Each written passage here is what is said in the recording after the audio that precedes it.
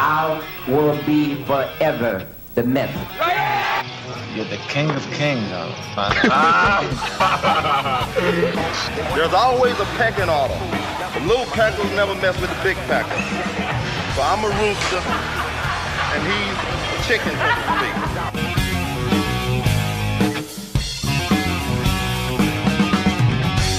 All right, welcome back to the Bodybuilding Legends Podcast, and I have a very special guest with me today, our friend Jerry Brainum, and it is the end of the year again, and we are doing our end of the year wrap-up. And because the Bodybuilding Legends Podcast talks about the history of the sport, we don't talk about the year that just passed. We go back in history 50 years, 40 years, and 30 years. So welcome to the show, Jerry. Thank you, John. Good to see you, as always. Yeah. So we were just saying, this has got to be our third year now we've done this, right? Yeah. At least, or maybe our fourth year. I'll have to look back. Might be the fourth, yeah. Yeah, but it's a great idea. I came up with it a couple of years ago, and people seem to really like it. And we get to cover shows that were, half a century ago. Well, it's also good because, this is like an eyewitness. You have a lot of like web, these YouTube videos where people talk about some of these past years. Yeah. But they didn't actually experience it. Yeah. You can't really, have anything better than somebody that was more or less there at the time, right. knew the individuals involved. That's a whole different dimension. So that's what really makes it interesting, Yeah. So, well, on today's show, I thought we could talk about the 1971 events. And there was a lot of competitions that year, a lot of very memorable historic contests that year. Right. And last year at this time, when we talked about the Mr. America, which if we're going back 50 years to the 1970s, for those that don't know, this is way before the MPC started, about 12 years before the MPC started. And back then, the Mr. America was the biggest amateur title. And it would attract bodybuilders from all over the country. And whoever was Mr. America was considered the best amateur bodybuilder. And then last year, when we talked about 1970, that was an historic event because Chris Dickerson was the first African-American to win the Mr. America. And if you go back in the history of the Mr. America, we've seen other African-American bodybuilders like Harold Poole and Sergio Oliva, and they were given the shaft many times because not only maybe because of their skin color, but also because the Mr. America didn't just reward the contest on physique. They also did an interview portion. So if the guy couldn't speak English, like Sergio was over, he came over from Cuba, so he couldn't speak English very good, or Harold Poole had the stuttering problem. Yeah. They would pass those guys by. They might give them the most muscular award, but then they wouldn't win the Mr. America title. They would give it to a clean-cut American, usually a white guy who could speak very well and had the look. Because I think they were kind of patterning after the Miss America contest. So they were looking for the all-American male. And they also had those odious athletic points, as they called it. Yeah, right. It only consisted of 5 points, John, but it could make the difference between like first place and fourth place. Yeah. So you had the bodybuilders who really were just bodybuilders. They wanted to lift weights and get muscular and ripped and all that. But because of the AAU, Amateur Athletic Union that governed the shows, they created this thing called athletic points. We had to demonstrate some athletic skill outside of bodybuilding. Now, you could do Olympic weightlifting. That's what Chris Dickerson did, and Dennis Tenerino, I believe, got his, he won in 67. He got his athletic points from, you had to have a certain total. In those days, it was 3 Olympic lifts, the snatch, the clean and jerk, and the press. You had to get a certain total to get full 5 athletic points. So Dennis and Chris, they went to this place in New York, and they trained there at a guy named Morris Weisbrot. I can't remember the name of this. It was like Olympic weightlifting gym. Weisbrot was closely aligned with Bob Hoffman, who was very much, he was like, he basically controlled the AAU bodybuilding back then. So Chris and Dennis, they took up Olympic weightlifting only to get the athletic points. Now, Dennis had a secondary sport he was able to get in, which was kind of interesting, fencing.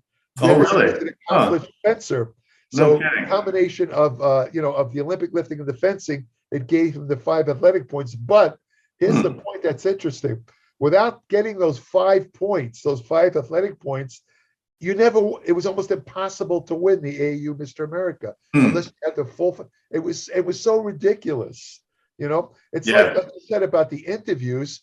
I mean, they judged bodybuilders on the way they talked, enunciate, and stuff like that. Right. It's like that's what they do with the beauty contest. Miss America. Remember, they ask him a question, and the girls say, "Well, I believe in world peace," and they say, "What's world peace?" She says, "Well, it's when Africa and all the nations get together." They ridiculous there, but they want to see how the girls kind of represent themselves. Right, But bodybuilding should be purely on muscle. There's things, there's different aspects to judge. Yeah. You don't need how a person talks or how his hairstyle is. You can judge him on symmetry, proportions, all these things. It's all it was so stupid. It's all physique, it was doomed to burn out eventually, and it did. Yeah. I mean, the IFBB, to my knowledge, you could correct me if I'm wrong, they never judged on it. They didn't care about athletic point. Yeah. They didn't care about how a guy spoke. Right. I mean, they don't even care whether the guy spoke English. Yeah, I read the book. Mr. America by John Fair. I did too. It was good. Yeah. And he talks in that book about how when the AAU started the Mr. America, they were basing it off the Miss America beauty pageant. That's right. Yeah. So that's why they had the athletic points, because that was kind of like the talent portion of the contest. Yeah, and then they had the personality part. Right. Yeah.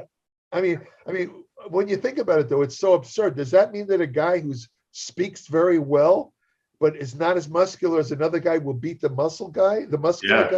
Well, you said that happened when Sergio lost to Jerry Daniels, right? Yeah, that's right. Yeah. Jerry Daniels had that kind of like you were describing. Jerry Daniels was a guy from the South. He's about 6 foot tall. This was 1965. He had that very kind of all-American short blonde hair, blue eyes.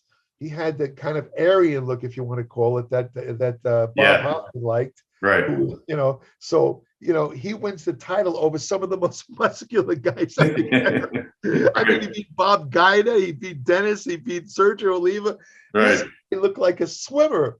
He had nice arms. Don't get me wrong. He had really good arm development. He had nice bicep, but he had no cuts in his legs, no leg bicep. He had so many weak points, no back. Yeah. And he beat these guys that were incredible. I mean, the lineup that year, if you look at the list, you'll see they had the greatest bodybuilders of the era in that show. In the wow. 60s. Yeah. And he beat them all. This unknown guy, because of his look, and he didn't speak well. Yeah. That was it. This is one of the absurd realities of bodybuilding history. Well, you just said something I didn't know. You said they could get athletic points from other sports. I thought it was all Olympic lifting. No, any sport you had to show proficiency in it. Okay. You can't just participate. In other words, let's say you wanted to get your athletic points, and I don't know if they did this, but let's say you wanted to get it in ping pong, right? Yeah. You had to not just play ping pong, you had to win a ping pong championship. Oh, okay. If you were like a local ping pong champion, that would get you the 5 points. So what about the weightlifting? Did they have to go into a weightlifting contest? No, they had to get a certain total in the 3 lifts. Okay. Based on body weight. Chris Dickerson, who had really no interest in Olympic lifting, but he did it, for the 70 America. He knew he needed those athletic points to win. He trained at the Morris Weisbrot, as did Dennis in 67. Dennis might have told him about it. I don't know, but he was a smaller man. His total in the 3 lifts, which was the press, snatch, and the clean and jerk. Later on, they eliminated the press and only became 2 Olympic lifts. Right. The snatch and the clean and jerk. He had to get a certain total based on his body weight to attain the 5 points, and he did. And he did do it. The thing is, but oddly enough, it's ironic that we're talking about this because I don't know if you heard the news, they just eliminated Olympic weightlifting from the Olympics. No, I didn't hear that. Wow. Yeah. It was, to me, it's mind-boggling. Are you kidding? That's crazy. They eliminated, get this, boxing and Olympic weightlifting. Boxing too? Are out of the Summer Olympics. That to me, the only way I could express that is absolute disgust. Yeah. Because Olympic lifting is the purest show of strength. I mean, athleticism has to include power and strength. Yeah. And they let in something like surfing, and they get rid of Olympic lifting. Again, nothing against surfing. Hey, listen, surfing takes a lot of skill, I admit it. But to me, Olympic lifting is much more of a pure sport than Absolutely. surfing. You know what I mean? Yeah. Surfing, Yeah. And as far as boxing, come on, you're getting, I mean, some of the greatest boxers, Muhammad Ali, yeah. George Foreman, they all came from the Olympics. Sugar Ray Leonard, right? Yeah, Sugar Ray Leonard. I mean, this is like a proving ground for future professional boxers. Jeez, I mean, unbelievable. it's almost criminal for them to do this. I can't believe it. Man. I hope somehow that, I guess maybe it's out for the next Summer Olympics. What is that? 2028? I don't know when. 24, I think. I think they're going to have the Winter Olympics in February of next year. So it'll be 2 years after that. Yeah. Right. So it'll be 24 probably. Yeah. So, I mean, I hope that it looks like boxing and Olympic lifting won't be in that. I'm hoping that the uproar, that people, already the weightlifting federations and boxing, they're complaining, they're sending all kinds of complaints to the Olympic Committee. Yeah. I'm hoping that they reinstate those sports, because otherwise, that's ridiculous. I mean, I'm disgusted. I won't even watch the Olympics if those Me too. That's I won't even look at it.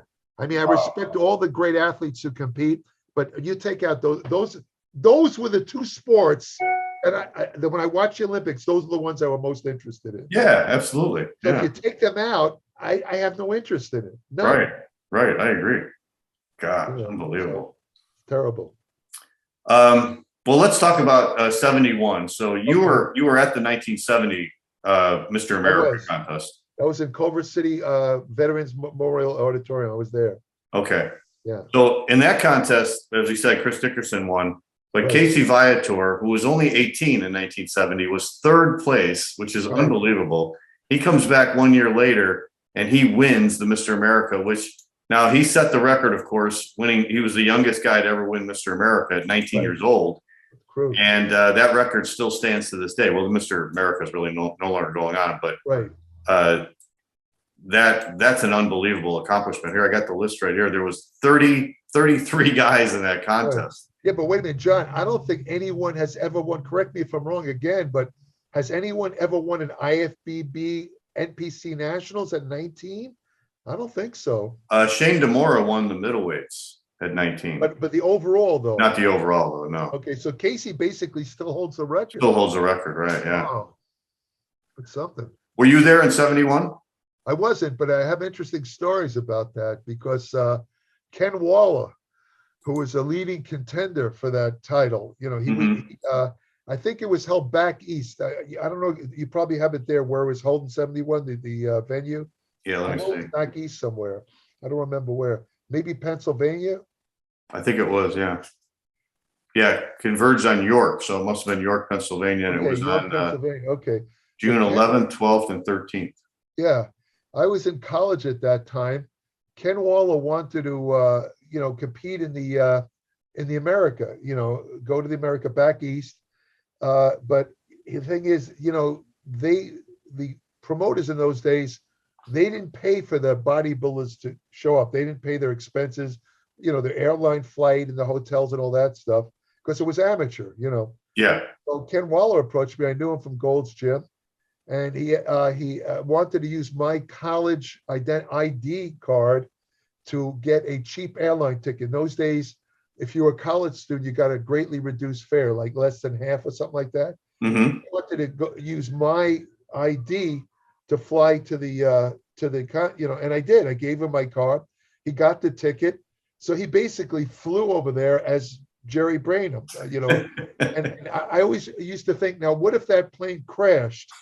And I'm thinking, my mother, what if she picked up the newspaper and sees a list of dead passengers and there's my name? I mean, it was a horrible thought. It was, Did you guys look alike, Jerry? If he used your idea? He still got away with it.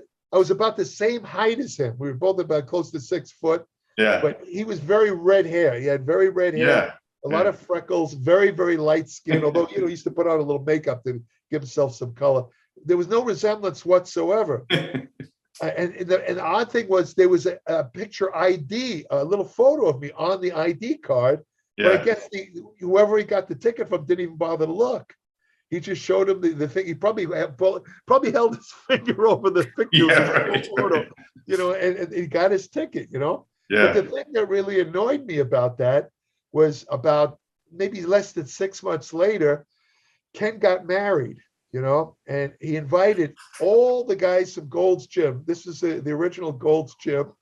He invited them to his wedding, except for me, which I thought was kind of curious. Right. Arnold was there, Franco, everybody, Joe Gold, you name it, Zabo, Right. all the denizens of Gold's Gym, but he completely ignored me. And I never asked him about it, but I always said, wait a minute, I'm the guy who allowed him to compete in the Mr. America, and he just shuts me. It's not like I had a fight with him or didn't, had any, I think he just forgot, to be honest. I don't think it was a malicious thing. Yeah. But I would think as a gesture of gratitude, he might have at least invited me to his wedding, but he didn't. I was shocked when I saw photo. I had to see photos of him in the magazine. Look at this, Arnold. There's all the guys I train with in the gym, and I'm not there. Wow. I know gratitude. If Bill Grant was in town, he would have invited Bill Grant, everybody. Wow. Yeah. It reminds you of that famous story I told you a while back about the first time I met Artie Zeller. Remember that thing about Muscle Beach? Uh-huh. I was at Muscle Beach. This goes way back. This is like 1970 or so, 16, maybe even 69. And everybody happened to be at Muscle Beach, the Muscle Beach Venice Pit. Arnold, Sergio, Bray, Mike Katz, Franco, just about every great bodybuilder just happened to be there that day. Okay. We were all, in a kind of group talking, and I was in the group too. I was there with a guy named Pete Caputo, who was my training partner at the time. Yeah. And I competed, but I was strictly amateur. Most of the guys were pros. So Artie Zeller, who I never met, but I knew who he was, he has a camera on one of those, what do they call those, tripods? Yeah. And he said, okay, guys, let's get together for a group shot. Everybody get together for a group shot. So I figured, I'm looking at all these guys, Sergio, Bray, Arnold. I'm a nobody. So I voluntarily stepped out of the photo. Okay. So Artie's adjusting his lens, ready to, and all of a sudden, he said, right before he takes the photo, Arnold looks and sees I'm off to the side. He says, Jerry, what are you doing? I said, well, Arnold, I shouldn't get in the photo. This is all the great body. Nobody knows who I am. I'm a nobody. He says, you were in the group. Come on, get in the photo. Come on, stand right next to me. So he brings me in the photo. So now Artie's not looking up. He's just looking at his camera, adjusting the lens. And then suddenly, I'll never forget this. He doesn't look up. Now remember, there's a whole bunch of regular people who they're looking at all these big guys. We attracted a crowd. Right. There's a lot of people there. Imagine this. Artie does not look up.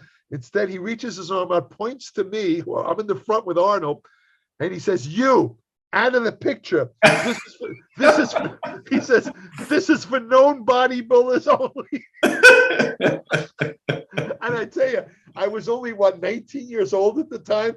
Yeah. And my face, I was so embarrassed. You know what I mean? Today, I would laugh at something like that. It wouldn't bother me. But back then, I was a kid, and I didn't say anything. But I started to get out of the photo, and Arnold again grabs my arm, pulls me back. I'll never forget this. Arnold looks at, now by this time, Artie is standing up looking at Arnold, because Arnold pulls me back in the photo. And Arnold says to Artie, if Jerry's not in the photo, I'm not in the photo. Wow. And he took the photo. Yeah. And for years, I've tried to find that photo to prove my story. It's Wow. in the Artie Zeller collection. Arnold owns this collection now. Okay. He bought it after Artie died. He bought all of Artie's photos. What year was this, Jerry? Pardon me? What year was this? This was about either 69 or 70 for a long. Okay. I think it might have been 69. It might have been 69. Wow, what a great photo. Yeah. And there was one other photo which I did see.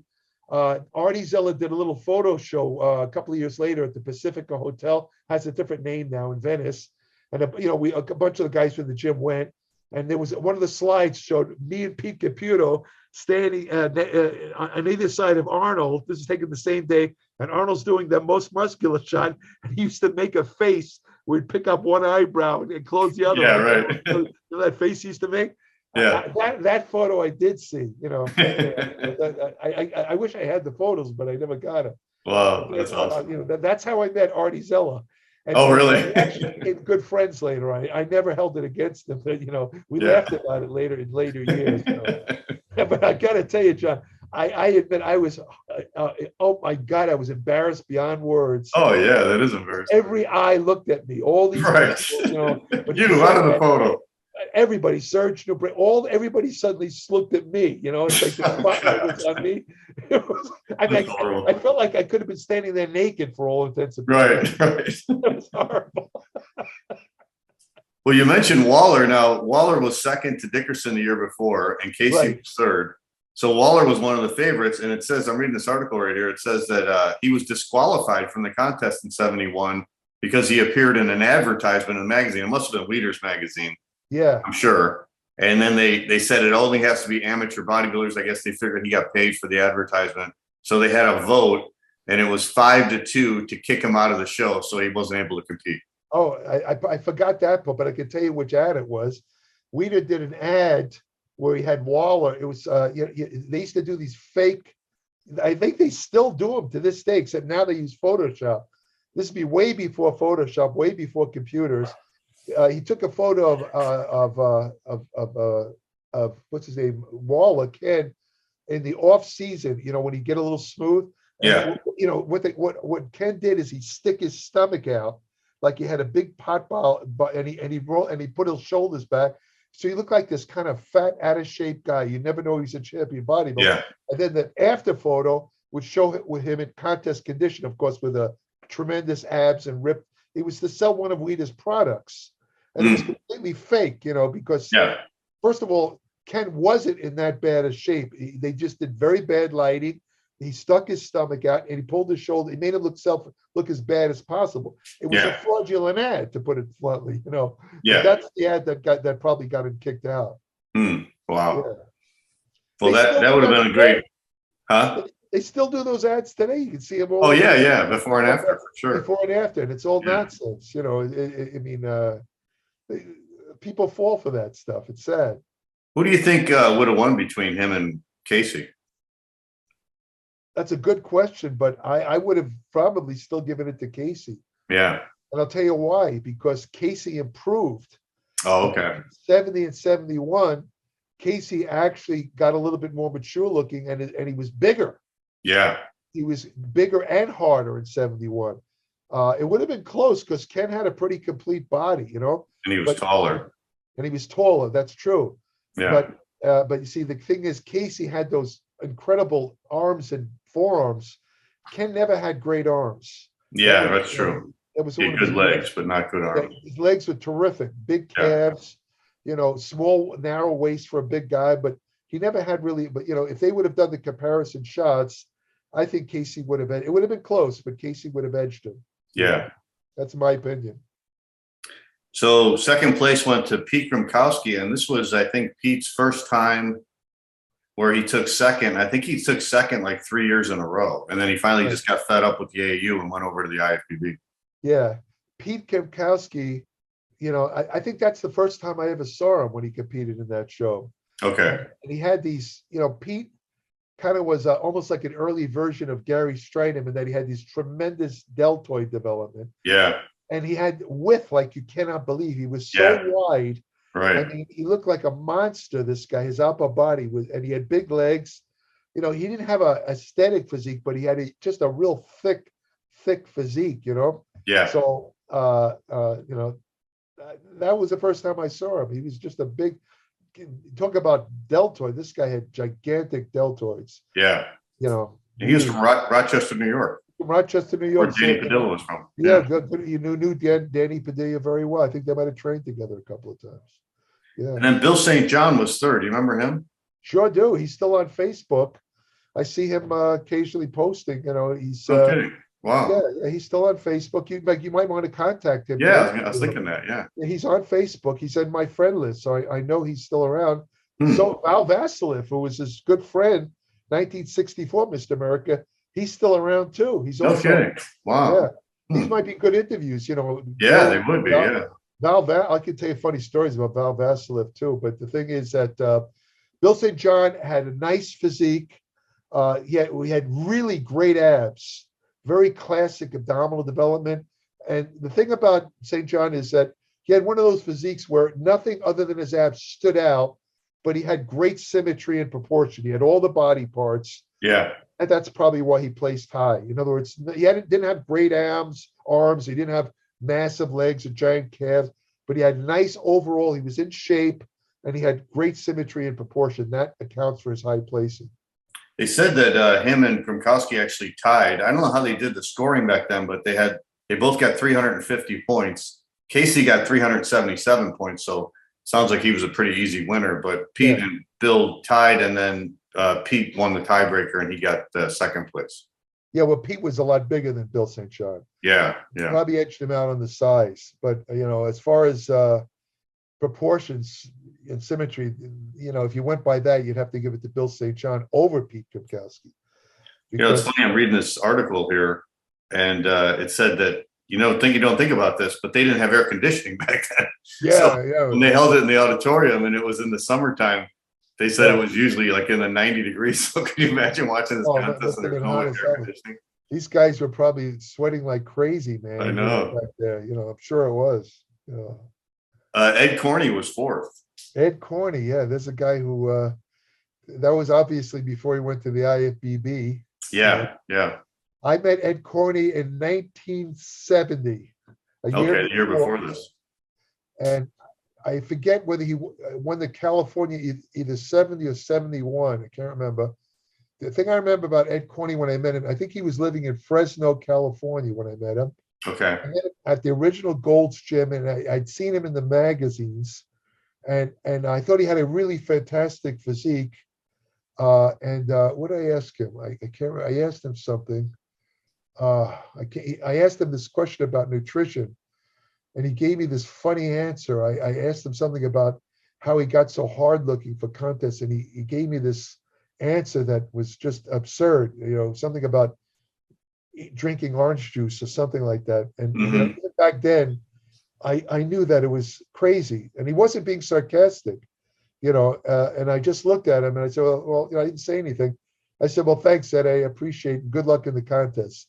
That's what I meant at Corney. I mean, he had a great physique. He did. He really did have a great physique. Yeah. And posing, forget it. I mean, he was probably one of the first classic bodybuilding posers. I mean, he just took it seriously. He flowed. I mean, he made it look like a dance. The only guy comparable to him in modern times, I'd say, would be Lee Labrada, who kind of did a similar type of posing routine. He was good back then too, Ed Corney, when you first met him? Yeah. Oh yeah, he was great. He won that. In fact, he I believe that's why I'm not sure of the year, but it might have been 71. He had just won the California, and I saw him win the California. Okay. That's why I went up to him at Gold's Gym to congratulate him and ask him how he got in such great shape. He had great abs, Yeah. He was a very nice guy, quiet guy, wasn't a loud mouth or anything like that. Right. Yeah. Nice guy though. Very, you might have saw the photos.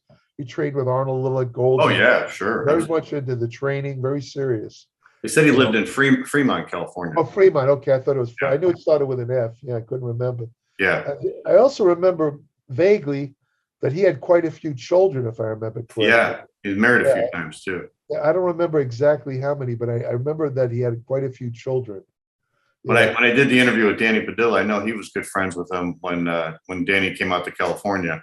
Yeah. And he said Ed was a badass. He said he was a bouncer in a bar, and he goes, "You don't want to get him mad." He said he'll rip your ears off. That's true. That's true. He was a bouncer. He was a tough guy. Yeah. He was one of the, in my life, I grew up in Brooklyn, New York, where they had a lot of these tough guy types. I always found a strange irony in the fact that some of the loudest braggadocio guys, I'll beat your head in, blah, blah, blah, they were when it came down to actual fighting, they were not either not great fighters or would run the other way. The real dangerous guys were the quiet guys that you wouldn't expect to be tough. They would come up and knock you out with one punch. Right. So I saw that over and over again. And Ed Corney was one of those guys. Yeah. He's a nice, friendly guy, but I mean, he can knock you right down. I mean, if you get I don't know why anyone would want to start up with Ed though, because he was such a nice guy. He was a very likable guy. Right. There's no reason to start up with him. Right. And then I'll just go down the list because there were so many great bodybuilders here that were on the C.F. Smith, who was Carl Smith. He was in 5th place. He was Yeah, Carl C.F. Smith was a physician. He was a physician who unfortunately liked to dabble in drugs. And I don't mean drugs to cure illnesses. I'm talking about mind drugs. He was Oh, high really? all the time. Yeah. And I remember Bill Reynolds did an article on him, which I thought was hilarious. It was called the non-routine routine. And the gist of the article was that C.F. Smith said he had never had any idea what muscles he was going to train when he went to the gym. He just went completely by instinct. Yeah. And I said to myself, well, what if he felt like training arms every day? Would he do that? Train arms like 6 days a week or chest? Right, 6 days? right. I never got the answer. I don't know. But I met him a couple of times. He wasn't a bad guy. He wasn't I admired him because at the time when I met him, I wanted to be a doctor myself. And the fact that he was a champion bodybuilder, I think he placed pretty well in a USA show, if I remember correctly. Yeah, yeah. The fact that he was a champion bodybuilder and a physician impressed me. And I was also impressed by a guy named John Gorgat and Craig Whitehead were also bodybuilder physicians. And Yeah. I like the fact that they were physicians because back then, John, I don't know if you're old enough to remember this, most bodybuilders, maybe it's still true today, I don't know. Most bodies were thought to be muscleheads, really dumb guys. Sure. All they could do is lift weights and do nothing else. And, to have guys, even back then, medical school, you had to be pretty smart to get through medical school back then and today. And the fact that these guys got through medical school, to me, was a good reflection on bodybuilding, that the fact that they were champion bodybuilders and medical doctors showed that you could have the old days, a sound mind and a sound body. That's what impressed me about these guys. It's funny you mentioned that about the mind-altering drugs, because I got into bodybuilding in 77, and I remember C.F. Smith was in I think he was in the AAU Mr. USA or something like that. Yeah. And I remember the report, reading it in the magazine, they said he was in really good shape and he could have won the contest, but he was acting really weird on stage. Like, I don't know if he wasn't posing right or he was talking on stage, but they ended up kicking him out of the contest. But he was loaded. I remember that. He was stoned out of his mind at that show. Wow. Yeah. Why he took the drugs like that, I don't know, but he was stoned about 50% of the time, which is kind of scary if you're thinking about that. How would you like to be a patient of this guy? Yeah, really. It reminds me of the time I went into a hospital and I saw this guy who was going to do surgery and he was wearing a clown hat. And I remember commenting to a nurse, I said, whatever happens, don't let that guy operate on me. She said, oh, he's a top physician. I said, I don't want any guy who wears a clown hat operating on me. Said, no way. Wheel me out of here.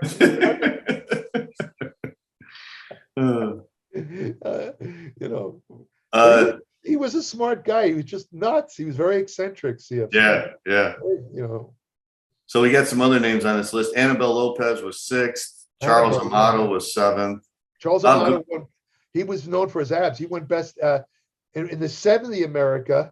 You might remember Casey won almost all the body part awards: best back, best arms, best legs.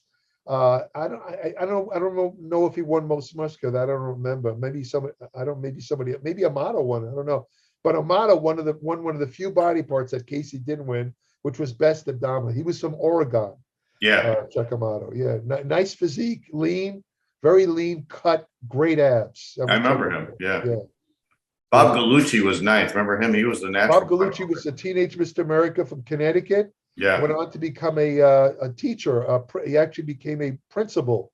I don't know what level. I don't know, was high school or what.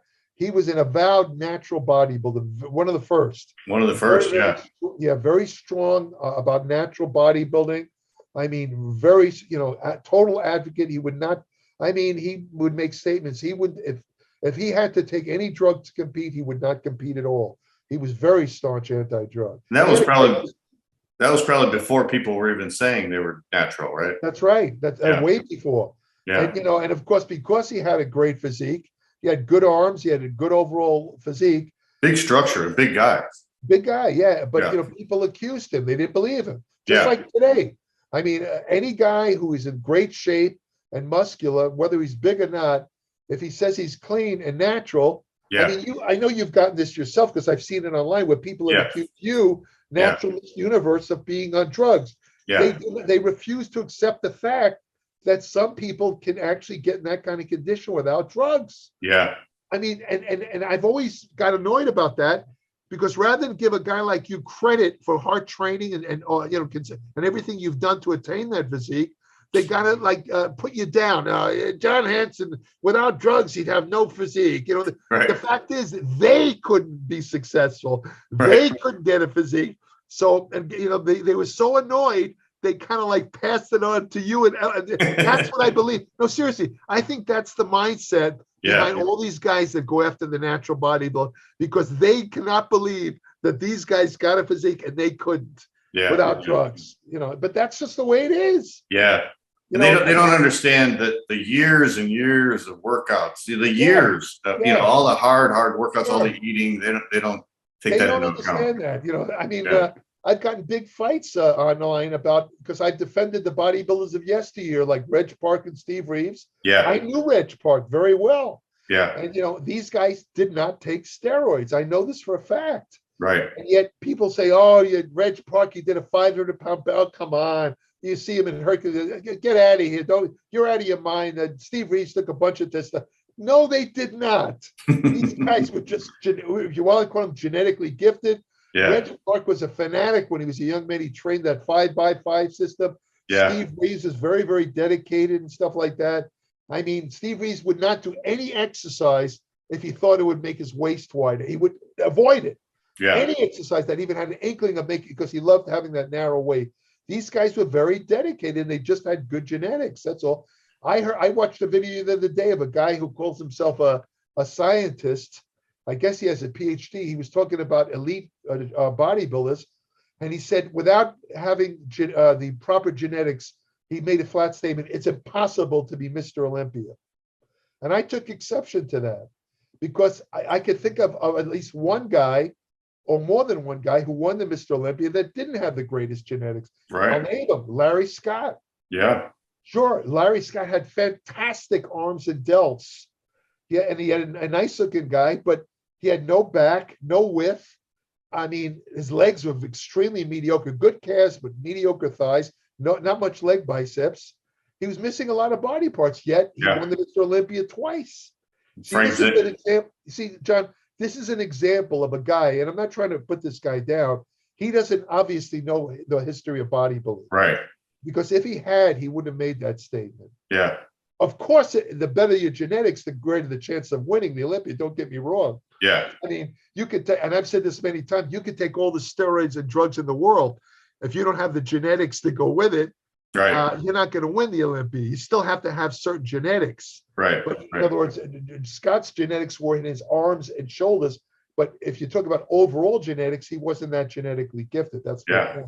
Or look at Franco and Frank Zane. Franco, there you go. Look at Frank Zane, never got big. Yeah. Fantastic physique. I mean, just so classic. Yeah. I mean, ripped. I mean, tiny waist, everything. But I mean, if Frank Zane had 19-inch arms, I'd be surprised. I don't even think he had 19-inch arms. No, I don't either. Yeah.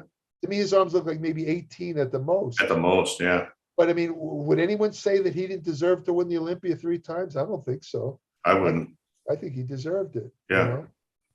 Well, it's funny you mentioned Reg Park, because I remember I read Bob Gallucci's book, which was really good. It was really interesting. And he went into a lot about his training and stuff. And I totally believe he was natural because, just from reading the book. But he said his idol was Reg Park. And he looked very much like Reg Park. He had the same kind of big structure, Yeah, very thick with a big rib cage like Reg Park. Yeah. And of course, we know that Reg Park was Arnold's idol and mentor. Yeah. That's the guy who got Arnold into bodybuilding. Reg Park. And I was very lucky to get to know Reg Park in his last couple of years. I learned a lot of stuff. We did seminars together. He was I'm kidding. Terrific guy, great and very, very classy guy.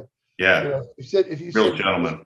Yeah. If you said to me, use one word to describe Reg Park: class. Yeah. Real class. This guy he dressed well. Right. Like an English gentleman, even though he lived in South. Well, he was born in England, Leeds, England, but just a terrific but he was a no BS guy. That's what I loved about Reg. He would tell you.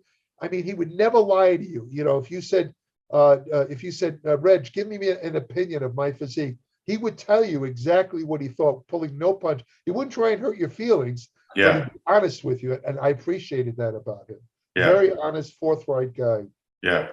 That's why when he said he didn't take steroids, he believed was him. adamant against steroids. Right. In fact, I remember one of the last years he said he didn't want to go to the Arnold show, even though he loved Arnold, because he couldn't stand the way the physiques look with in those days.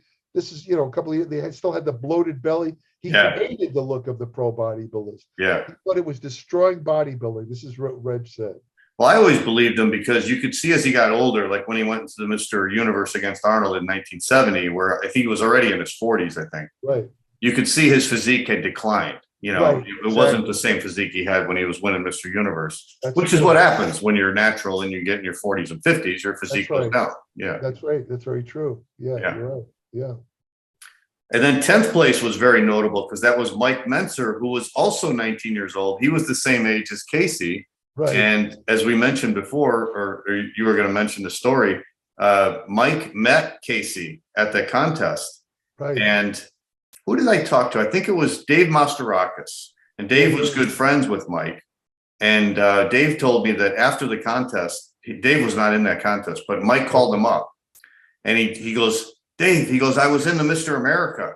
And he goes, and he goes, I got something really exciting to tell you. And he goes, whoa, you're in the Mr. America. What'd you do? And he goes, I got 10th. He goes, you got 10th at Mr. America? He goes, yeah, but that's not important. He goes, I met this guy named Arthur Jones, and Casey Viator won the contest, and they were telling me about this Nautilus way of training, with Nautilus equipment. It's high intensity training. He was more excited about that than placing 10th in the contest. Right. Yeah, he really believed in it. I mean, he corresponded with Casey after that guy. They became good friends, and of course Arthur Jones was his kind of mentor. Yeah, and that's how the whole thing started. That's how the whole thing started. Yeah. Yeah. Before that, he was training 6 days. So he was doing the standard training of those days, 6 days a week. Right. About 15 to 20 sets of body part. He trained like everybody else. Yeah. And it was good enough to win the.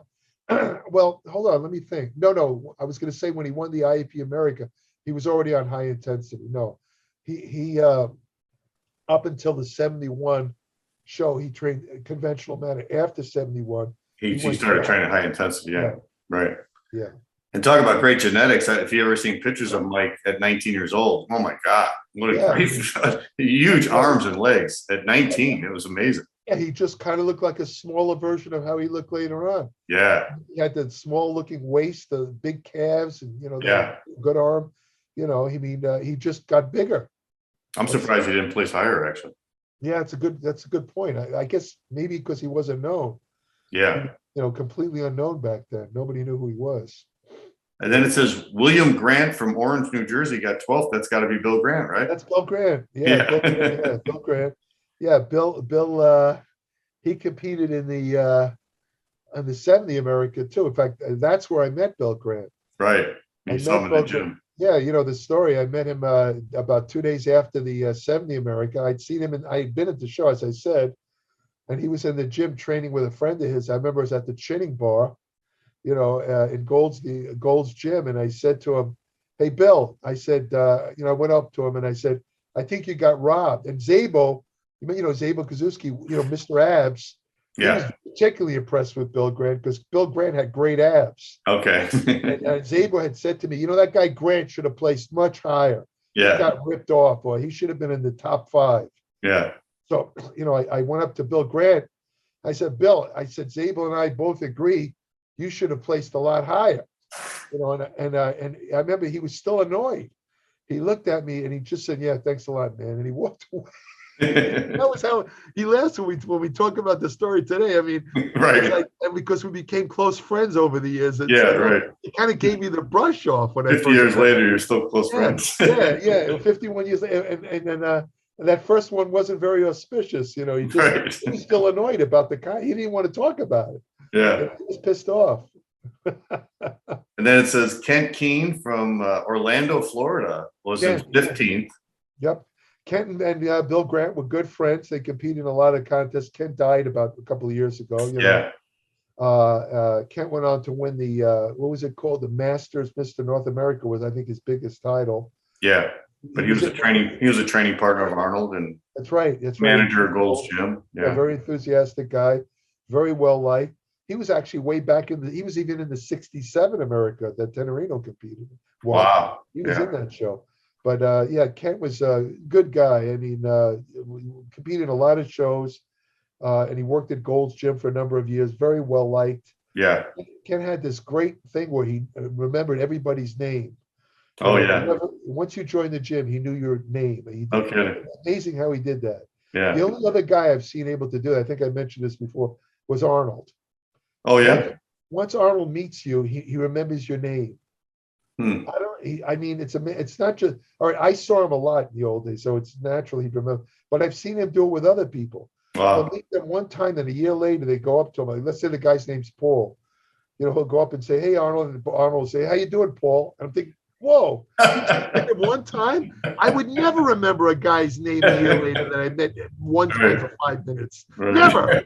I forget people's names 2 minutes after I meet them. Come on, I thought you were going to say Bill Pearl, because Bill Pearl. But I mean, it was. I was telling a guy in the gym the other day. This kid working the desk. I said, the best way to remember somebody's name. This is an old psychology trick. I said, in the course of the first conversation, without seeming unnatural, try and mention his name several times in the conversation. Like I'm talking to John this, John that. John, do you remember that? If you mention the name about 5 times, the odds of remembering it are about 90% greater than if you don't. Yeah, that makes sense. Old psychology. Try it next time. You'll see. Okay. Don't make it look unnatural, because then you look like a nutcase. Hey, John. Hey, John. Yeah. You look crazy. You got to kind of slip it in there, Yeah. And then let's see who else. Oh, we got Bob Birdsong from Louisville, Kentucky, was 21st. That's right. Bob Birdsong was, people forget, he was from Kentucky. Yeah. And he would actually go on to win the IFBB America in 74. Yep. And he's still around, and he's still working out. Yeah. He's gotten a lot smaller, but he looks pretty good, Bob. And healthy, yeah. Yeah, he looks good. You saw him at the beach show, remember? Yeah. I mean, he looks pretty good. Very lean, yeah. Yeah, I think he was inducted in that Hall of Fame in the right. Yeah. And Don Ross was 22nd. Don Ross, my old friend who died in 1995. Yeah, he was a. He's been dead that long, huh? Yeah, very eccentric character, but a great guy, nice guy. I actually sent. Don Ross wrote a series of little booklets that were published by Perry Rader Iron Man magazine.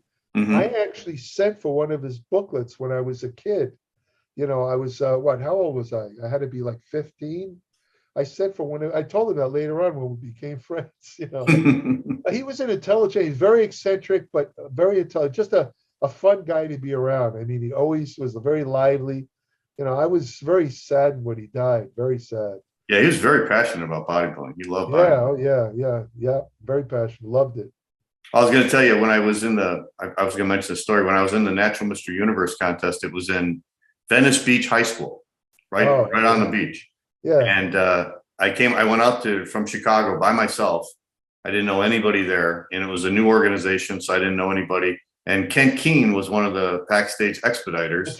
That's right. And when I got done with my posing routine at night, I was walking off, and he stopped me and he goes, "Man, you look really good." He goes, "You remind me of Mike Mentzer," which I didn't have the legs of Mike Mentzer. I don't know why he said that, but it made me. I was like, man, this guy was the training partner of Arnold. I knew who he was. I remember. So he probably didn't know that I knew who he was, but it was a great compliment.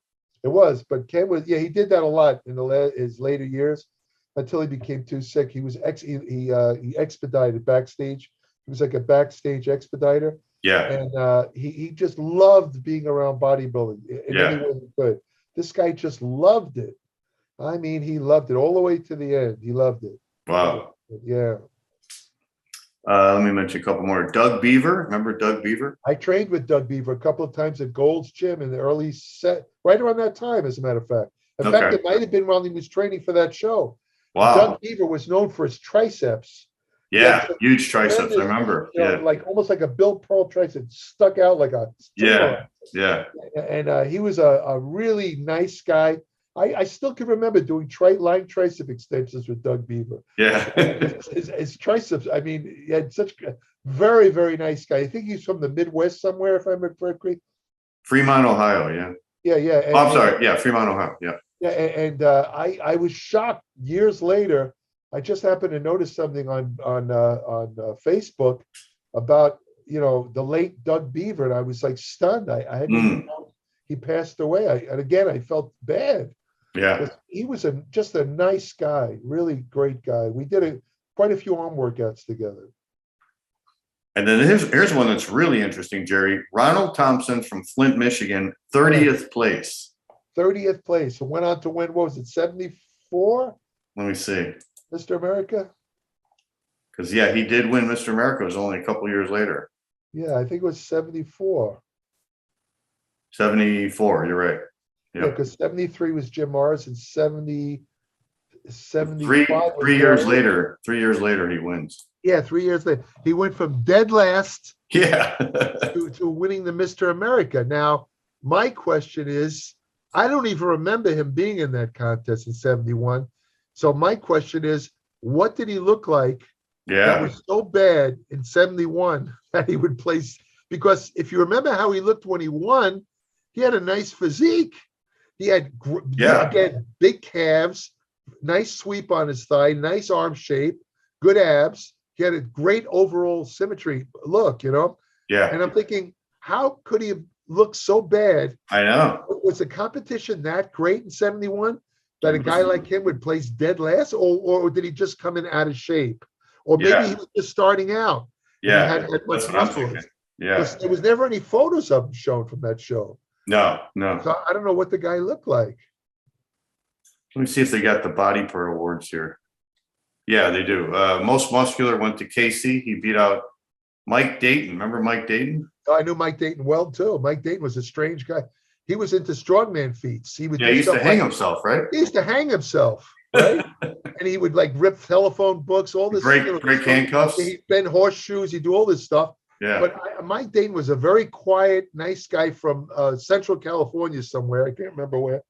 In fact, I competed against him. He beat me in about 2 shows. I mean, he had really big calves, I remember. Nice physique, And I remember, the thing I remember about him, he showed up at the original Gold's Gym, and it was about 105 degrees in the summer. And he would wear this winter overcoat in the gym and out into the street. I remember walking down the street with him. He had this big, heavy winter jacket on. And it was 100. I was dying. I was wearing a tank top, and I was sweating like I was in a shower. And this guy's wearing this big, heavy overcoat. And I said, Mike, aren't you hot? I mean, he says, no, I'm okay. Yeah, when I saw the World's Strongest Man contest in 1977 that Lou Ferrigno and Franco were in, it was in Universal Studios in Southern California. Right. He was in it also. Yeah. He did actually pretty good. He won. I know he won I think he won the California. He won quite a few shows in California. Yeah. Like I said, he beat me in 2 shows in California. I mean, and he placed pretty well in some national shows too. Yeah, I think he took. Let's see. He was 11th here, right behind Mike Mentzer. Yeah. But you know what's interesting about Mike Dayton?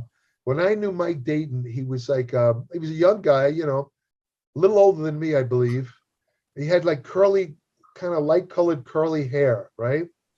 So only about maybe 6 months ago, I was, kind of fooling around online, and I came across a video. It said something about Mike Dayton, former bodybuilding champion, being interviewed. So I said, "Wow, I'm gonna watch this because I haven't seen Mike in years. I'll see. Maybe let's see if he stayed in shape, right?" Yeah. Okay, it was like a talk show format, and there's Mike Dayton, and he became like a heavy set guy. He was a very lean guy always lean, yeah. He became like a heavy kind of barrel chested big guy, but he was bald. And I'm watching the show, and I swear I'm not. For the first 10 minutes, I said, "When are they going to bring Mike Dayton on?" Yeah. His face didn't even look the same. Wow. I swear I didn't recognize him. It took me 10 minutes. Only when I started listening carefully, because I remembered his voice, I said, "Son of a bitch, that is Mike Dayton." I didn't even he was completely unrecognizable from the Mike Dayton I know. Wow. He seemed to have, Mike Dayton, when I knew him, was a kind of a shy, kind of introverted guy. he was now a little bit more talkative. You know, he's just like Frank Zane changed over the years. Yeah. Frank Zane became more, a little bit more talkative over the years. When I knew him, he was a super introvert. Also did like to talk, but same thing happened with Mike Dayton. But Mike Dayton was a nice guy also, very nice guy. And his sister Laura was actually a bodybuilding writer who I also. Oh yeah, I remember her name, Laura Dayton. Laura Dayton wrote for some magazines, and I knew her pretty well. Very nice person also. She's still around. Yeah. Okay. Wow. In the body part awards, Casey won most muscular. He beat out, we said Mike Dayton. He beat Bill St. John was third. Yeah. Anthony Pace. So I don't know who that is. He was fourth. He was a black guy, if I remember correctly. Wasn't a black guy? Yeah. Okay. I don't remember much about him though. And Pete Grymkowski was fifth in most muscular. So they must have been going more for definition than size. Yeah. Yeah. In those days, that particular most muscular aspect of that show, where they went by basic muscle definition. Okay. In other words, it would be like a consolation prize to the guy who might have been the most cut guy, but not the biggest guy. Whereas the biggest guy and the most cut guy would win the overall. The guy who was like in really good shape and cut, they give like a consolation prize, the most muscular, and that's the way it was awarded. So if you usually went to the guy with the most muscle definition, that's true. Yeah, I remember in '76 when Cal Scalak won, Joe Means won most muscular. He was shredded that year. He was totally shredded. There's a good example. I mean, Cal Scalak, as you know, I mean, they were comparing him to Arnold. He had this really thick upper body, huge arms. Yeah. And Joe Means, again, very lean, but shredded abs. Yeah. I mean, he had this. This guy looked like he had 5% body fat. Right. He was shredded. He was really, especially for that time. Did you interview Joe Means? I'm sorry, I did. Yeah. If I remember correctly, you might remember this. I think you asked him about his diet, how he got to be that cut. And I remember him saying something about he basically followed he eliminated carbohydrates. Yeah. From his diet. And he was probably one of the first guys to do that. And it just goes to show you how well it worked in some guys. I mean, this guy had no fat at all. None. He was shredded. None. Yeah. And later on, he became I believe he became a policeman. He was a police officer. Yeah. He had a long career. And again, he gained weight over the years, and he became a much bigger guy. I mean, I'm not saying he was fat or anything. Right. I mean, he's still alive, thank God. I mean, like me, he loves dogs, which I give him credit for. We're friends on Facebook too. But I mean, the guy, basically what I'm trying to say is he transformed his physique by diet into this extremely lean, shredded. You could not get more. He had veins too. Yeah. It wasn't just muscle definition. He was also highly vascular. Yeah. In fact, I never asked Vince Caranda about him, but I'm sure that if I would have showed a picture of Joe Means at his best shape to Vince would have said, now that's the physique. Because that's the kind of physique Vince liked. Yeah. Very vascular, lean, with great abs, no body fat. And small hips and small butt. That's what Vince admired. That's the kind of physique he admired. Yeah. So best arms, Casey won best arms, of course, but Mike Mentzer, who was only in 10th place, was second in best arms. Well, Mike always had the arms. Yeah. That's interesting, though, that he was all the way in 10th, and they still recognized his arms enough to put him in second place. Yeah. That's how good they were. I mean, he had just tremendous arms the whole time, And Bill Grant was in third. Yeah. Well, Bill, he had those Bill Grant biceps. Yeah. Which at 75 years of age, still there. He still has them. I know. Seriously, Bill sometimes puts videos of him. I just saw one recently. He's like 75, and he goes like this. He's like, still have the guns. And he went like this. And sure enough, he had a great bicep, a bicep that would be great for any age, much less a guy 75. Bill's still putting posing pictures up with his shirt off at 75 years old. Yeah, that's right. I mean, something I wouldn't dare to do. No. Casey also won best back. Yeah. Casey had a great Pete Grymkowski was second to him there. Yeah. He won best chest, and Grymkowski was second to him there. Charles Amato won best abs, as we mentioned. Yeah. Anthony Pace was second, and Bill St. John was third. Right. Who was second in abs? Anthony Pace. Okay. I don't remember that whether he was a black guy or a white guy. I just vaguely remember that guy, Anthony Pace. Yeah, he must have placed low in the show. He was 20th. Okay. And then best legs, Casey won best legs. Mike Mentzer got second in best legs also. And Bob Bellucci got third. So that's interesting. Yep. Yeah. So it just goes to show you how phenomenal Casey was. He won almost every body part award at 19 years old. And he was probably the biggest, most muscular guy in the whole show at 19. That's just incredible. Yeah. He was considered the word back then, he was like a freak of nature. Yeah. Yeah. People just couldn't believe it. I mean, how old was I? Well, I was already past teenage. I was 21 when he won that show. But I remember looking at him and thinking, my God, imagine if I had to compete in this. When I competed in teenage shows in the 60s, if a guy like him showed up, I would have left. Right. Seriously, I wouldn't even stand on stage with a guy like Casey. Right. I mean, he'd make everybody look terrible. Seriously. Right. Freak of nature. And you know his diet. Well, I mean, this guy, what he ate. Did you ever hear what he ate? No. He'd make this concoction where he'd use up like a pound of peanut butter and jelly and all this stuff. I mean, he ate like kind of an Elvis Presley diet where we'd really kind of weird. I mean, it shows you his metabolism must have been tremendous, because I remember reading his diet, and I'm not sure. I can't believe he'd do that before show, but even in the off season, you would get like 400 pounds eating that kind of diet. I mean, yet he still was muscular. I mean, it was just a phenomenon, Casey. Yeah. You know, my favorite story about Casey was when he tried to make a comeback at the Masters Olympia. I don't remember that year, a couple of years ago back, much older. This is many years later. Tried to make a comeback at the Masters Mr. Olympia. Didn't place and didn't look anything like Casey. He was completely out of shape. You know, he was an old friend of mine. So I went backstage and I said, Casey, I said, I'm sorry that you didn't place, and I thought he was like going to be all, sad. And, he was laughing and happy. and I said, and he says to me, he says, well, the truth is, he says, I hate to admit this, but I only trained 3 weeks for the show. Oh my God. I just got through another, and he made a joke, just got through my 7th divorce or something like that. Geez. And he wasn't at all dejected. He was happy. Yeah. I mean, it didn't bother him a bit that he didn't place, I mean, because he'd already, I guess in his mind, I'm just assuming, he probably figured, hey, I already proved my worth, Yeah. Didn't he get third in the Olympia one year? I remember he got third. Yeah, Chris Dickerson won, yeah. Yeah. So he was a proven commodity, youngest Mr. America. I mean, no matter what he looked like, it's like when Sergio made that comeback in the Olympia, was it 84? 84, yeah. And when he got 8th place, was it, if I remember correctly? Mm-hmm. And remember he said at which I think you play. I played at the beginning, yeah. Give it the support to the best man. The place that I took tonight, it doesn't matter 8, 9, 1, 17, 20, no matter what, I will be forever the myth. I'll forever be there will the always myth. be one myth.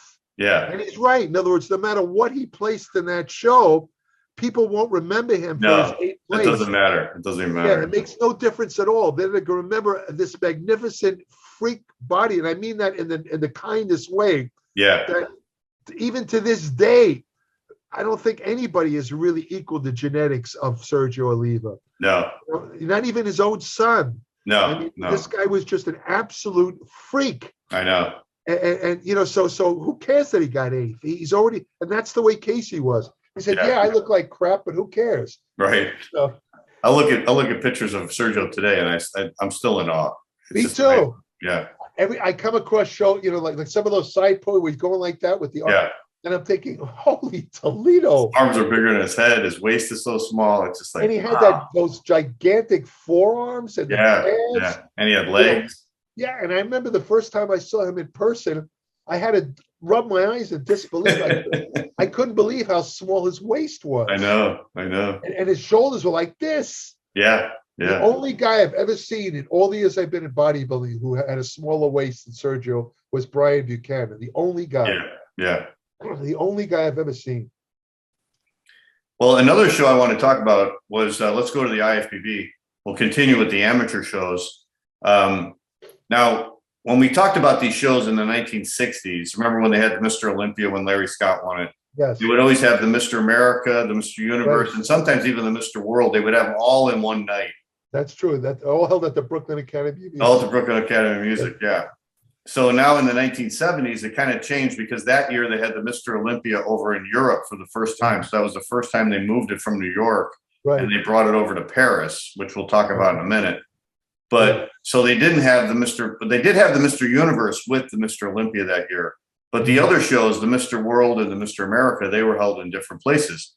So the Mr. America, the IFBB Mr. America, was won by Ken Waller. Wow. So Ken must have went into this show after he lost or he couldn't compete in the AAU Mr. America, which he was probably favored to win because he got second the year before. Yeah. He might have won. He might have beat Casey in the AAU. It's possible. Yeah. Because like you say, he was taller. Yeah. But Casey was so extraordinary. I mean, yeah. I mean, in all deference to Ken, I don't think Ken had a better physique than Casey that year.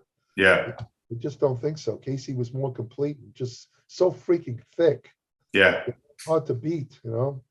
I mean, who else was in that America? Who did Ken beat in the 71 IFBB? It's interesting because Ed Corney went over to it and he won the short class. He beat out Chuck Collras and Ed Giuliani, of course. Okay. Yeah. And then now this is interesting too. Boyer Coe went over to the IFBB, which you and I were just saying. We were surprised that Boyer went over to compete in the AAU and the IFBB, him being an AAU guy. Yeah, that is surprising. Because if I remember correctly, Boyer Coe won it in 1969, the AAU American. The year before Dickerson did, yeah.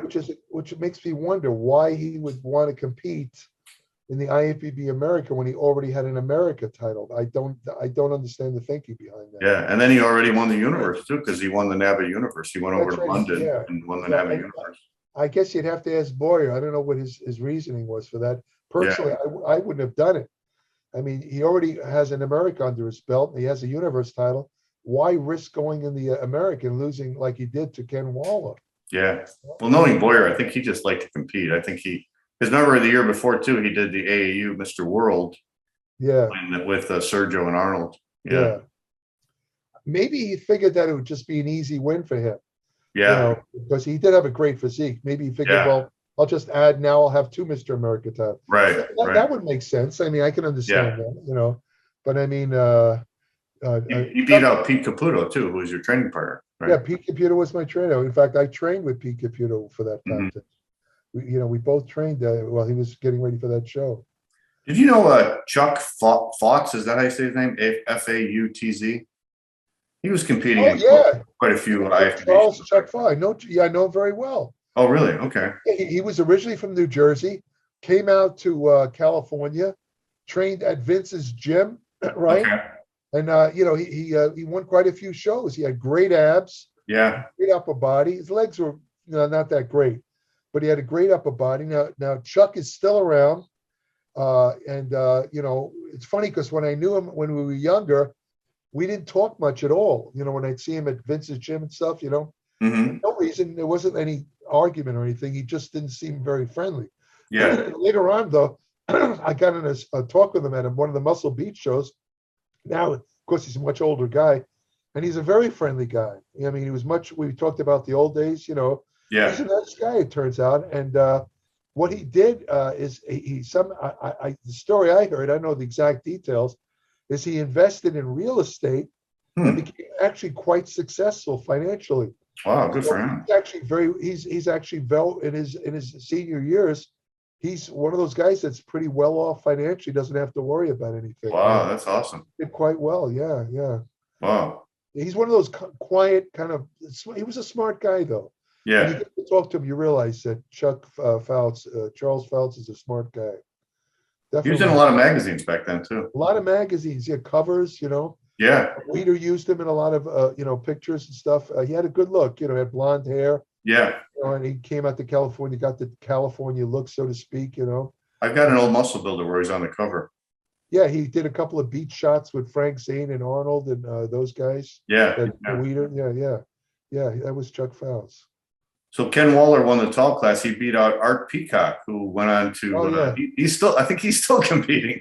Art Peacock is still around. Yeah, Art Peacock. Wow, because he's got to be like close to like 89 years old. Oh yeah, for sure. Yeah. Because listen, John, when I knew him in the 60s, I mean, it's scary to think about. He was like 40 years old back then. Wow. So he's got to be like 89, 90 years old. I don't know if he's still competing, but I think he competed just a few years ago. I remember. Yeah, he did. Yeah. He did. Art Peacock was in the early 60s. I'm sorry, the late 60s, was one of the top guys in California. Yeah. He won a lot of California shows. He was, good legs, pretty good upper body. I vaguely remember him being from either England, some other country. I don't know exactly where. Oh, really? Okay. Yeah. He had a kind of an accent. But I competed against him. Of course, he beat me also. Remember, though, I competed clean, though. That's all. I'm not trying to cast any aspersions. All these guys that beat me, they were not clean. So I'm not saying I would have beaten him if I took anything, but I was on nothing except liver tablets. So I wasn't on the same playing field as these guys. Right. No excuses. I'm just stating a fact. Yeah. Art Peacock did win quite a few. In fact, in Gold's Gym today, if you go in one of the restrooms, there's a big photo, a group photo. It was taken in 1969. Oh, yeah. It has Arnold. It has Frank Zane, Dave Draper. There's who else? Oh God, what's the name of that guy from Vince's Gym? Steve Reno, his name was. Zabo's wife, Lydia, who's very active on Facebook. Lydia Tack, so many of the great body. There's a photographer at the end named Ramon Garcia, who's standing on the far right. He took photos of me and Paul Hill, a guy named Paul Hill, who won the USA in a couple of shows up in the Hollywood Hills. And at the far left, there's Art. You can only see half his body. Is Art Peacock. Oh, okay. That was taken in 1969. Yeah. Oh, wow. Yeah. Oh, and Joe Nista's in the middle of the. Remember Joe Nista? Yeah. He's in the middle. He had just competed. The photo was taken right after a contest. And I believe Joe was the only guy in the photo who had actually competed. So he was wearing a warm-up jacket. And he had a very deep tan. Okay. He's the only guy in the photo that had a deep tan. Okay. Yeah. Don Peters was third. So that Art Peacock did good beating Don Peters, because Don Peters did really well back then. Don Peters is another guy from Vince's Gym. Tall, good-looking guy, nice guy. Yeah. He worked in those days as a film editor. He had a film editing job. Oh, no kidding. Yeah, had a very pretty wife, I remember. And interesting story, Don Peters and I appeared in a movie together.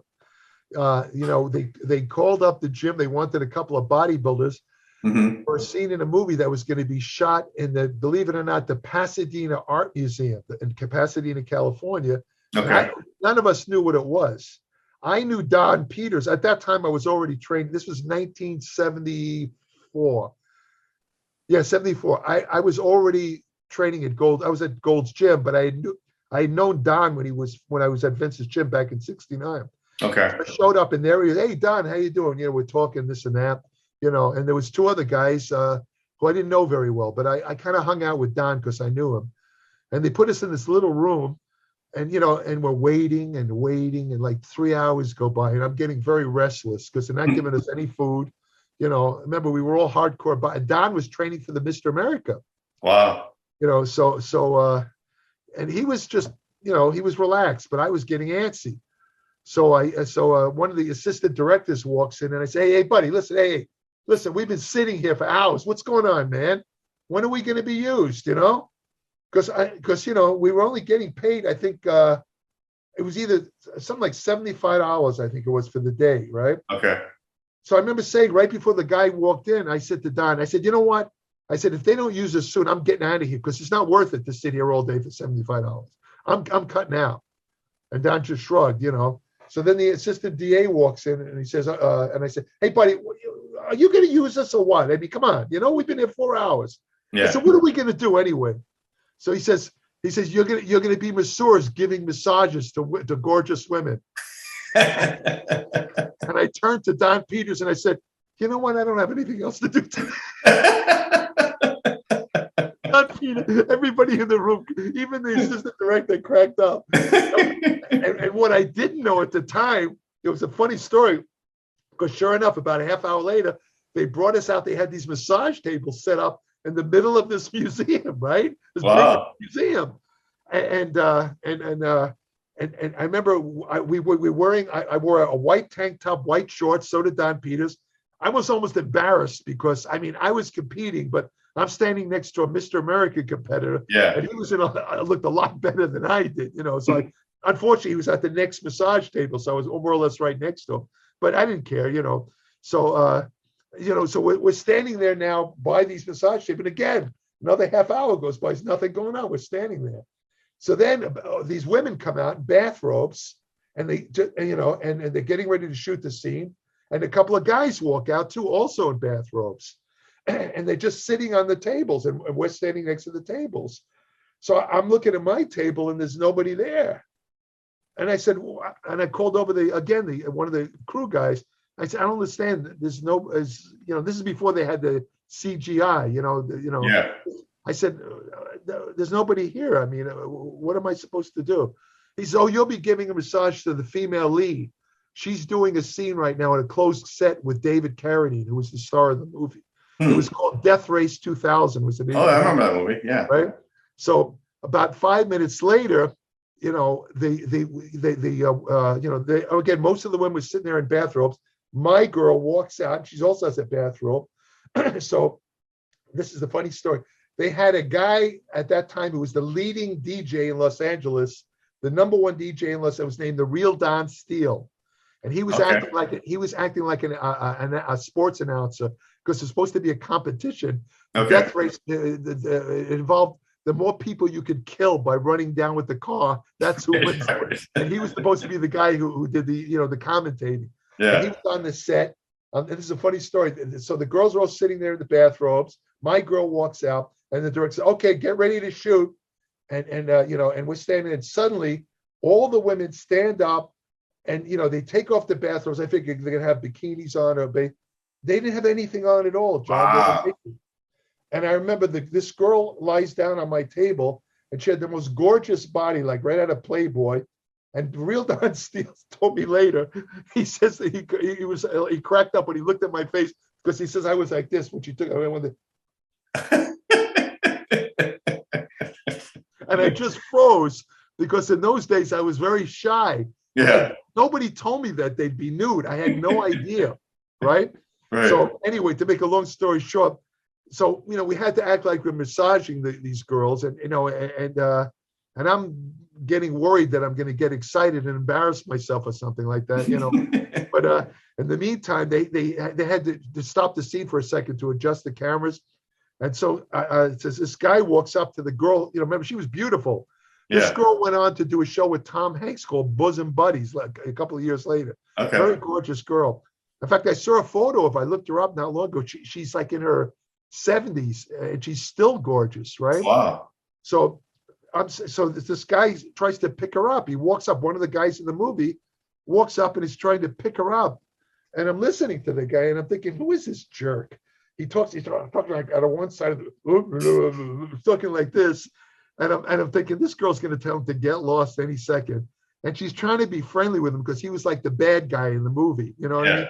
She's trying to like give him the hints, like, I'm not interested. He's not getting it, though. He keeps on trying to come on with her. So, then he walked over, and I sat next to him. I kind of felt sorry for him. So I tried to act like I was an actor. And I said, hey, what work have you done? I've done a couple of small movies. He's going like this. And I remember looking at him saying, buddy, I said, I'm not really a professional actor, but the one thing I know, I have friends who are actors. I said, this is a tough business.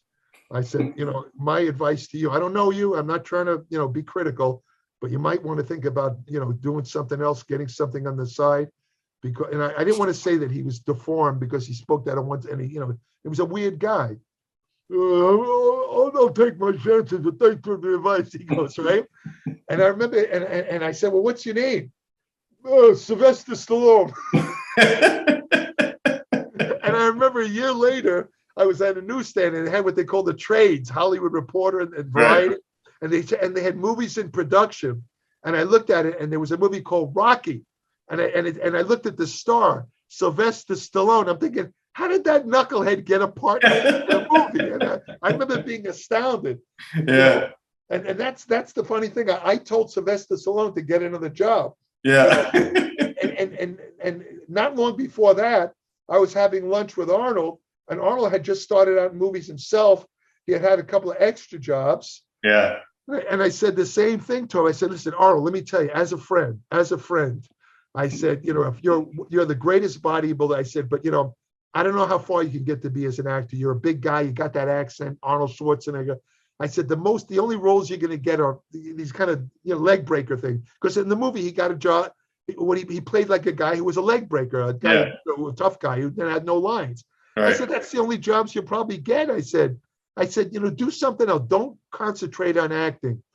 He says, well, I thank you for your advice, Jay, but I have nothing to lose. I'll give it a shot. He goes, of course, so you could say that I told Arnold Schwarzenegger and Sylvester Stallone that they had no chance of becoming movie stars. Right. And all I could say is, I wish I had that kind of foresight for the state lotteries or something like that. Right. I'm probably the only guy in history that told these two guys that. Oh man, that's hilarious. Yeah. And when you said Death Race 2000, I remember Stallone was in that. He had a small part. Yeah. That's right. He played Machine Gun something or other. Yeah. He played the heavy in the movie. He was in some really small roles, some really bad movies. Yeah. He really made it. Yeah. He was another movie called Capone. He had, he did a Kojak TV show. Did a Woody Allen movie, I think. In a Woody Allen movie, he played a guy who mugged Woody Allen. Right. He had Lords of Flatbush was one of his first big movies. Yeah. When he didn't get along with Henry Winkler, who was also in the movie. But I saw an interview with him. I think it was in England when he went right when Rocky came out. Before it was even big. Yeah. And they go, well, you were in movies before. He goes, well, that's an exaggeration. He goes, I was usually the bum that the guy had to walk over. Well, at one point he was so broke, he was sleeping in the Port Authority terminal in New York in Manhattan. Yeah. He was so broke he took a part in a porno movie. Yeah, I remember that. Yeah. It was called Party at Kitty's or something like that. Yeah. Yeah. And when he became a movie star, get this, somebody dug up the old porno movie and they tried to blackmail Stallone and say, we're gonna release this movie of you, unless you pay us some millions of dollars, whatever. So Stallone said, go ahead, I don't care. So they released it, and it had no effect on him at all. No, I remember that. Yeah, he was so big. He'd already done a couple of Rocky movies. He was so beloved by then. Nobody gave a crap about him doing porno movies. Right. Because he explained the story. Yeah. He said, I had absolutely no money and I was sleeping on a bench in the Port Authority. Yeah. 9 out of 10 guys would not, it would not fault him for taking the money. Right. So that's what happened there. Yeah. Well, getting back to the contest, Ken Waller won that show. He won the IFBB Mr. America, and I'm assuming Boyer was probably second. Ed Corney, I said, won the short class. So Boyer won best arms. Ken won best legs. Chuck Collras won best back and best abs. Yeah. And Boyer won best chest. And Ed Corney, of course, won best poser. Oh, yeah. And Chuck Collras won most muscular, and they had a most symmetrical, and Ed Corney won that. Right. And then they also had another show with it called the Mr. Western America, which Ed Corney won. Yeah. Yeah. Yeah. So that was on the same night? Yeah, the same night. Yeah. Oh. Yeah. Chuck Collras, they used to call him the Gopher. That was Joe Gold's nickname for him, because I guess he thought he looked like a gopher. He was a short little guy. He used to work again with the studios off season. Yeah. They filmed for about 6-7 months out of the year. And during that time, like a lot of other bodybuilders that era, he wouldn't train. All he would do was work in the studio. Wouldn't even come to the gym. Yeah. And then he'd show up at the gym towards the summer when the movie season ended. He'd show up at the gym out of shape. Again, just like Danny Padilla, a little fat guy. Yeah. Just a pudgy little guy with a pot belly, And then just again, like Danny Padilla, he trained for like the AAU American, the one the shows you're talking about. And within maybe 2 months, he'd be shredded, and his abs were so deep that you couldn't believe your eyes when you like no fat at all. Yeah. But he wasn't a big guy, had small legs and stuff, but extremely muscular. And I remember asking him, I said, Chuck, how do you get so ripped like that? Same answer that what's his name again? The guy we were talking about earlier, the muscular guy. Joe Means. Yeah, who? Joe Means. Yeah, Joe Means. Same system. He says I cut carbohydrates completely out of my diet. Yeah, that seemed like that was the way to go back then. Yeah, you just cut their carbs back. Yeah, a lot of guys did that back then. There was another guy named I think I might have mentioned him before. I can't remember his name. Ron something or other. Ron Margoli or something like that. Okay. They used to call him the praying mantis because he did this pose, this weird. Oh, you pose. told me about him. Yeah. Yeah, and he was just pure definition. Yeah. They had no muscle thickness anywhere, but just shredded upon shredded. Chris Dickinson competed against him and told me about him. He said, "You see this guy in person? He looked like an anatomy chart." He said, even standing there, you could see every striation in his deltoid. He said he'd move his arm, all the bicep things would jump up and down. Yeah. He said, this guy he looked like he was 1% fat, if that's possible. He goes, and it turns out Ron his secret was living on only tuna fish and water. That's it. God. That's all the man ate. Yeah. And I remember saying, when I found this out, I said to Chris, Chris, if it takes that to get that ripped, I guess I'll never be that ripped. Right. I said to live on tuna and water. I think you would lose so much muscle too, Well, he didn't have much muscle. That's the thing. It looked like he had 16-inch arms. Because you got no carbs, no fat. You got nothing. No carbs, no fat. Nothing to fuel your body. This guy just was pure muscle definition, but no thickness anywhere. No muscle mass. I mean, just imagine a skinny. You kind of like it was muscle, but no sweep to the thighs. The calves were very cut, but no roundness, no thickness. Just pure muscle definition. That's it. Yeah. Probably one of the most purely defined guys ever. Wow. Although there's a guy now, they put him on Facebook. I guess he's a European guy. I forgot. I don't know his name, but you might have seen this guy.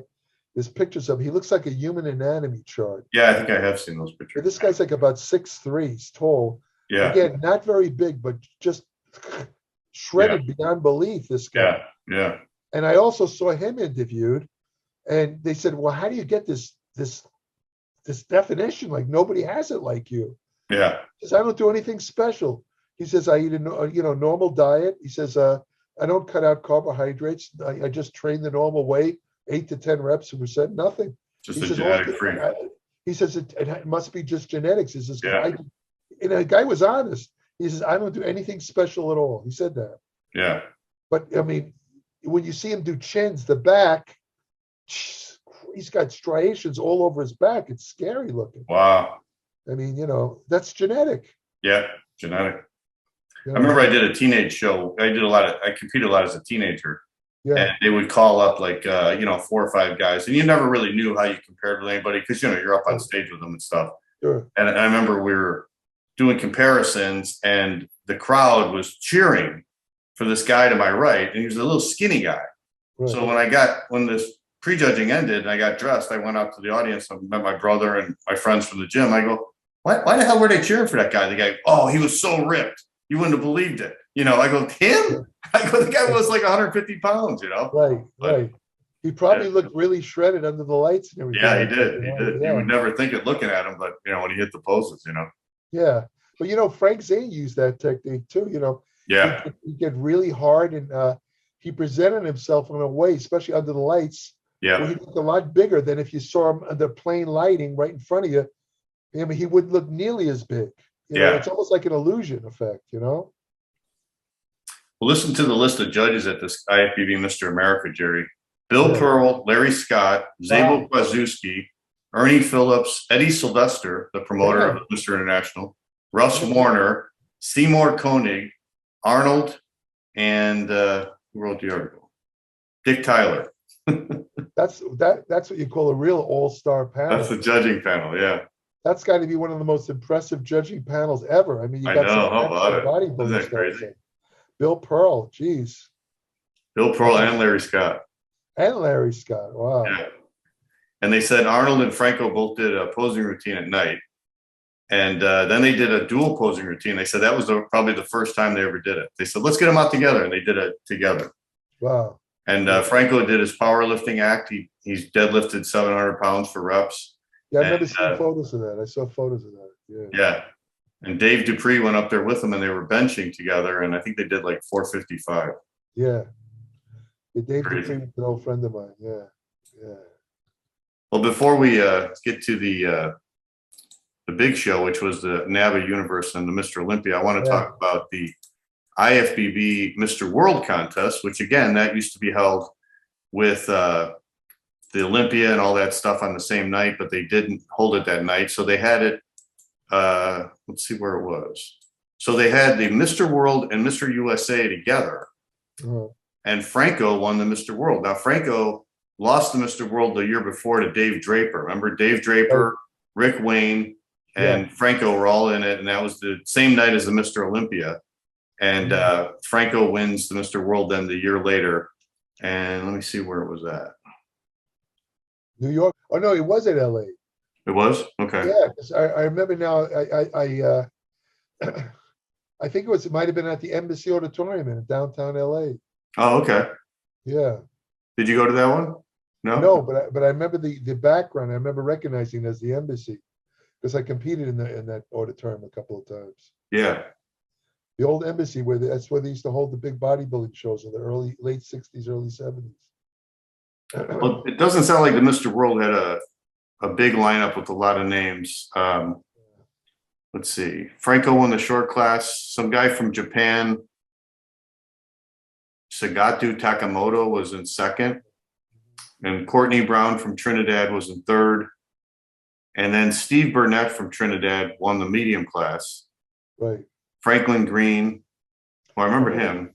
I remember he was from Trinidad. He was second. And Elliot Gilchrist from Grenada was in third. I remember Elliot Gilchrist too. Yeah, I do too. I remember that name. Very thick and vascular. Thick, vascular black guy. Yeah. But Dennis Tenorino won the tall class. Oh, he did? And Vic Downs was from Canada, was in second. Vic Downs, who you interviewed, yeah. Yeah. And it was weird. They gave a most muscular award for each class. So Franco won the most muscular in the short class.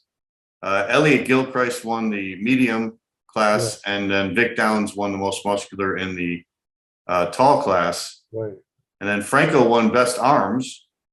That's weird. Yeah, he's always criticized for his arms. He won best arms. He won best back, best chest, best legs, and best poser. Wow. And Vic Downs won best abdominals. Dennis Tenorino didn't win any body part awards. Well, I'm surprised. Franco winning best legs? Best legs, yeah, and best arms. Franco was not known for his legs. No. But he was in peak condition back then, though, 71. That's when he was really coming into his own. Oh, yeah, that's true. So Ed Corney, he won his class at the IFBB Mr. America. He wins the overall Mr. USA. He beats Leon Brown in the short class. And Johnny Maldonado from New York won the medium class. Right. And Harold Poole won the tall class. So, Harold Poole. Yeah. So Ed Corney beat out Harold Poole. Wow. I didn't realize that. Wow. And Chuck Fautz was in second in the tall class. Yeah, Leon Brown just passed away recently. Yeah, last year. Yeah. Yeah. Just passed away. So Ed Corney won best arms. Harold Poole won best back and best chest. Ed Corney won best legs. Charles Fautz won best abdominals. And Ed Corney, of course, won best poser. So, Right. So I remember Ed Corney talking about that contest because he said that was the first time two little guys won the overall. So him and Franco both won two major titles. Right. And they both won the overall. So that was probably a big contest for Ed Corney because that was the one that kind of launched him, where people knew about him then, Right. What was I going to say again? And I guess Harold Poole was coming back. Yeah, that was his comeback. Oh, that was his comeback? Yeah. Probably since the 60s when he was taking second to Larry Scott, right? Yeah, that was 66 was he I guess he came back that year, 71. Yeah, 5 years later. Yeah. And you say did he win the tall class, Harold? Yeah, he won the tall class, but he lost to Ed Corney. So Harold beat Dennis Tenorino then. Or was it a different show? That was a different show. That was Dennis Tenorino was in the Mr. World. And then the Dennis, he didn't Franco won that one. But did Dennis win in the tall class or no? Or was it? Yeah, he won the tall class. Yeah, he did win the tall class. Okay. Yeah. So a lot of action going on in 1971. A lot of big shows. Yeah.